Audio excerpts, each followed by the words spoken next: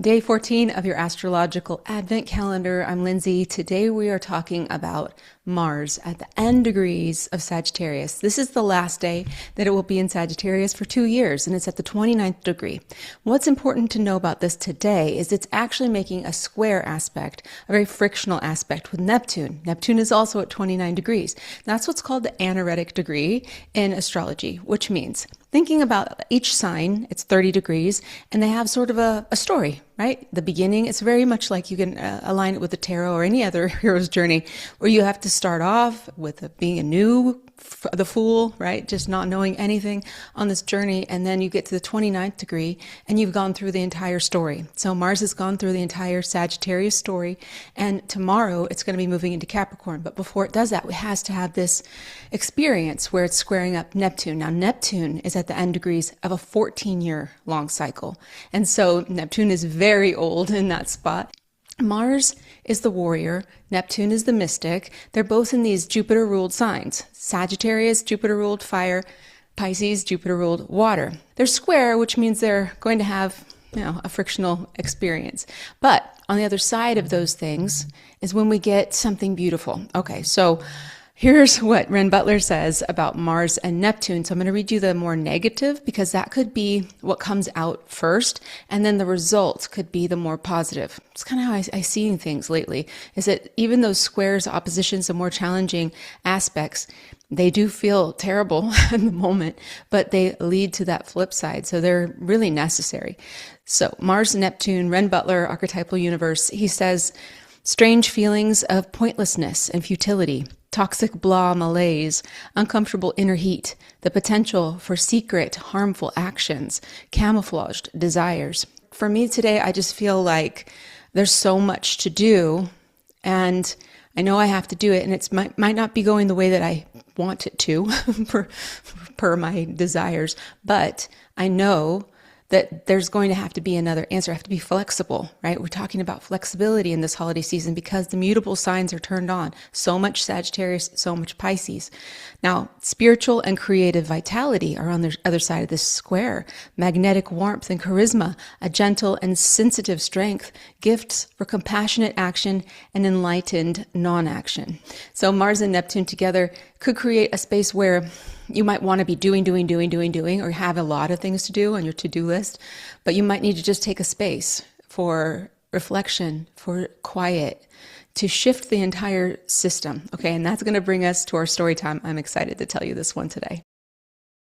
We're going back to 1818 to Obendorf, Austria, and this is Christmas Eve. Everybody's excited. They're going to go at midnight, going to hear the organ play, get in this Christmas spirit, but what they don't know is that a few days before, there was damage to the organ and it could not be repaired in time. Absolutely not. Father Joseph Moore was very young. He was young for his position, and he knew that it couldn't go on as planned. So he had to come up with a plan B. 2 years before, Moore was walking through the snow after visiting a family who had just had a newborn baby up in the hills. And on that walk back home, he wrote a 6-stanza poem about the quietness and the holiness of the night that he just witnessed.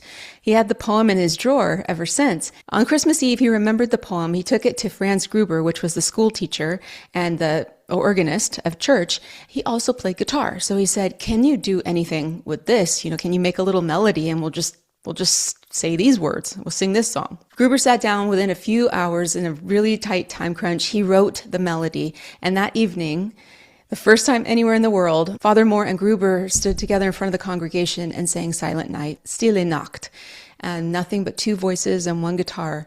The congregation all were expecting this grand, organ music and, the bigness of a celebration in a church. And what they heard was so pure and so direct and so tender and authentic that it moved them in a completely different way. Within a few years, the song had traveled across the continents and became one of the most popular Christmas songs of all time. It's actually been recorded, I think, the most of any other Christmas song, 137,000 known recordings. These two ordinary men decided to work with what was left. Now, Mars is always going to push us to do something.